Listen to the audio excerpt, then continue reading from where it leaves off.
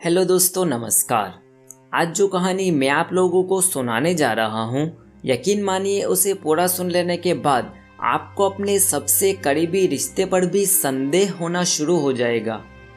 इसी साल मई महीने में बिहार के एक छोटे से गांव में एक छोटी सी लड़की की बहुत ही विकृत परिस्थिति में लाश मिलती है। उस लड़की का पूरा चेहरा एसिड से जलाया गया था। उसकी दोनों हाथों की सारी उंगलियों को काट दिया गया था। उस लड़की के कातिल तक जब पुलिस पहुंचती है, तब जाकर सामने आता है इंसानी रिश्तों को तार तार कर देने वाला घिनौना सच। वीडियो को पूरा देखना और पसंद आए तो चैनल को सब्सक्राइब भी जरूर करना। कहानी की शुरुआत होती है 15 मई साल 2023 में बिहार के वैशाली जिले के एक छोटे से गांव हरप्रसाद से। शिव कुमार दास नाम का एक आदमी वैशाली जिले के हरप्रसाद गांव में रहता था। उसके परिवार में उसकी बीवी और 2 बेटियां भी थी, जिसमें से बड़ी बेटी करिश्मा 13 साल की थी, जबकि छोटी बेटी करीना 9 साल की थी। शिव कुमार दास देहाती मजदूरी करके अपना घर चलाता था। अपनी दोनों बेटियां उसे जान से भी प्यारी थी और इसीलिए दोनों की पढ़ाई लिखाई का अच्छा इंतजाम करके रखा था। बाकी गाँव वासियों की तरह शिव कुमार दास भी जॉइंट फैमिली में रहता था, जहां उसके साथ उसके भाई और भाभी चंदा देवी भी रहती थी। सब कुछ सही चल रहा था। वैसे में 15 मई साल 2023 को शिव कुमार को अपने किसी रिश्तेदार के घर किसी फंक्शन में जाना होता है। वहां उसे कुछ 2 दिन रुकने भी थे और वैसे में अगर वो अपनी दोनों बेटियों को साथ में लेकर जाता तो दोनों बेटियों की पढ़ाई छूट जाने वाली थी। तो शिव कुमार दास अपनी दोनों बेटियों को घर पर ही अपनी भाभी के हवाले छोड़कर चला जाता है। 2 दिन बाद 17 मई को जब शिव कुमार दास वापस अपने घर आता है, तब तक घर का माहौल पूरी तरह से बदल चुका था। जैसे ही शिव कुमार दास ने अपने घर में कदम रखा, उसने देखा कि उसकी बड़ी बेटी करिश्मा और उसकी भाभी चंदा देवी के चेहरे पर 12 बजे हुए हैं और छोटी बेटी करीना कहीं पर भी दिखाई नहीं दे रही। शिव कुमार दास ने जब इन लोगों को करीना के बारे में पूछा तो करिश्मा ने बताया कि करीना कल से लापता है। कल स्कूल जाने के बाद वो वापस लौटी ही नहीं। इतना सुनते ही शिव कुमार दास के पैरों तले से जमीन खिसक जाती है। उसकी लाडली बेटी को घर से लापता हुए पूरा दिन गुजर गया था और अभी तक उसका कोई अता पता नहीं था। वो भागता हुआ पुलिस थाने में पहुंचता है और अपनी बेटी की गुमशुदगी की रिपोर्ट दर्ज करवाता है। पुलिस अपनी कंप्लेंट दर्ज करती है और करीना की खोजबीन शुरू कर देती है। शुरुआती वक्त में सबको यही लगता है कि करीना को किडनैप कर लिया गया होगा, पर एक दिहाड़ी मजदूर की बेटी को किडनैप करके किसी को क्या ही मिलने वाला था। करीना की खोजबीन करते करते 2 दिन गुजर जाते हैं, पर करीना का कोई अता पता नहीं था। अब शिव कुमार दास के घर के पीछे केले का खेत था। पुलिस कंप्लेंट के 2 दिन बाद 19 मई के दिन घर वालों को घर के पीछे वाले खेत से तेज बदबू आती हुई महसूस होती है और जैसे जैसे वक्त गुजरता जाता है, बदबू और भी तेज होने लगती है। अब सारे घर वाले मिलकर खेत में जाने का फैसला करते हैं। जैसे ही घर के लोग उस केले के खेत में जाते हैं तो वहां का नज़ारा देखकर सबके होश उड़ जाते हैं। केले के खेत में शुरुआती कुछ पौधों को हटाने के बाद वहां जमीन पर एक छोटी सी बच्ची की लाश पड़ी हुई थी, और लाश भी कैसे बोला जाए, पहचान भी ना हो पाए ऐसी हालत थी उस लाश की। उस लाश का पूरा चेहरा जला दिया गया था और दोनों हाथों की सारी उंगलियों को काट दिया गया था। एक छोटी सी बच्ची को कोई क्यों मार देगा, और मारने के बाद उसकी डेड बॉडी के साथ इतनी बर्बरता कोई क्यों करेगा। पुलिस ने मौके पर पहुंचकर सबसे पहले लाश को पोस्टमार्टम के लिए भेजा। सबको ये डर था कि शायद इस 9 साल की फूल सी बच्ची के साथ कोई सेक्सुअल असॉल्ट तो नहीं हुआ होगा। पोस्टमार्टम रिपोर्ट से ये तो जाहिर हो गया कि मिलने वाली लाश 9 साल की करीना की ही थी और उसके साथ कोई भी सेक्सुअल असॉल्ट नहीं हुआ था। पर अब पुलिस के सामने ये सवाल था कि आखिर किसने और क्यों इस छोटी सी बच्ची की जान ली, और उसे मारने के बाद भी उसकी लाश के साथ ये दुर्व्यवहार क्यों किया गया, जैसे कि मारने वाले को उसके साथ कोई पुरानी दुश्मनी हो। पुलिस ने कातिल का और कातिल के मकसद को ढूंढना शुरू कर दिया। 2 दिन तक हर एक पहलू ढूंढ लेने के बाद भी जब पुलिस को कातिल का कोई सुराग नहीं मिला तो पुलिस ने अपनी तफ्तीश पहले सिरे से शुरू करना सोचा। करीना जिस दिन लापता हुई उस दिन वो स्कूल तो गई थी, स्कूल से वापस निकली भी थी। करीना के साथ आने जाने वाले बच्चों ने बताया कि उन्होंने उसे घर तक जाते हुए भी देखी थी।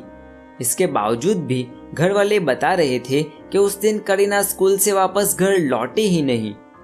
पुलिस अभी तक स्कूल और घर के बीच में ही अटकी पड़ी थी। 19 मई के दिन पुलिस ने शिव कुमार दास के घर में ही ठीक से छानबीन करने का फैसला किया। शुरुआती जांच में तो पुलिस को ज्यादा कुछ हाथ नहीं लगा, पर हाँ, पुलिस को करीना की बड़ी बहन करिश्मा के बेड पर से उसके तकिए के नीचे से एक मोबाइल फोन और 4 सिम कार्ड छुपाए हुए मिले। एक 13 साल की लड़की के पास 4 सिम कार्ड क्या कर रहे थे? पुलिस ने घर में और गहरी छानबीन की तो घर में से एक ट्रंक मिला जिसमें इंसानी खून के धब्बे अभी तक मौजूद थे। इधर पुलिस ने उन सारे सिम कार्ड की कॉल डिटेल्स निकाली तो पता चला कि उस नंबर से किसी नीरज नाम के लड़के के साथ लगातार बातचीत होती रहती थी। पुलिस ने तुरंत नीरज को गिरफ्तार कर लिया और साथ ही करीना की बड़ी बहन करिश्मा और उसकी चाची चंदा देवी को भी पूछताछ के लिए हाजिर किया। शुरुआती पूछताछ में तो इन लोगों ने कुछ भी जानने से इनकार कर दिया, पर जब पुलिस ने कुछ सख्ती दिखाई तो ये लोग टूट गए और उसके बाद जो कहानी सामने आई उसने सभी को सोचने पर मजबूर कर दिया कि एक इंसान आखिर ऐसा कैसे कर सकता है।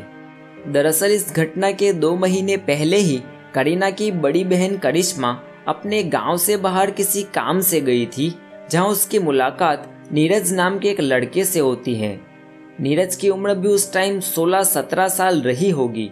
दोनों एक दूसरे को देखते हैं, मुस्कुराते हैं, बातों ही बातों में दोनों के बीच दोस्ती हो जाती है और मोबाइल नंबर की अदला बदली तक हो जाती है। अब दोनों के बीच फोन पर लंबी लंबी बातों का सिलसिला शुरू हो जाता है और ऐसे ही दोनों नाबालिग बच्चों को एक दूसरे से प्यार हो जाता है। इधर ये दोनों दिन ब दिन अपने प्यार में खोए जाते हैं। उधर उस लड़की की चाची चंदा देवी को इस लड़की के अफेयर के बारे में पता चल जाता है। अब करिश्मा के साथ साथ उसकी चाची चंदा देवी भी नीरज से बातें करने लगती हैं।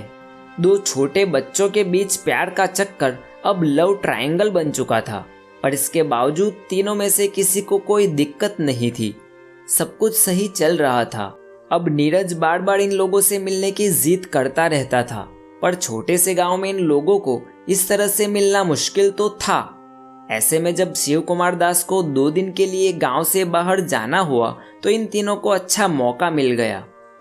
जिस दिन शिव कुमार दास घर से निकला उसी दिन नीरज इन दोनों से मिलने घर पर आ गया और दोनों के साथ बारी बारी से सब कुछ करने भी लग गया। तीनों लोग अपनी रासलीला में इतने मशगूल हो गए कि उन्हें वक्त का अंदाजा भी नहीं रहा। इधर 9 साल की करीना, जो कि सुबह से स्कूल गई हुई थी, वो स्कूल से वापस लौटती हैं और जैसे ही करीना अपने घर में दाखिल होती है तो क्या देखती हैं कि उसकी बड़ी बहन करिश्मा किसी लड़के के साथ बिना कपड़ों के कुछ ऐसी हरकतें कर रही है जिसे हम शायद अश्लील ही कह सकते हैं। इधर करीना को आया हुआ देखकर नीरज तो वहां से चला जाता है, पर करिश्मा और उसकी चाची चंदा देवी को बड़ी सी उलझन में छोड़ जाता है। इन लोगों को अब ये डर सताने लगता है कि एकाध दिन के बाद जब शिव कुमार दास वापस घर लौटेगा तो करीना उन्हें सब कुछ बता देगी और उसके बाद न जाने क्या होगा।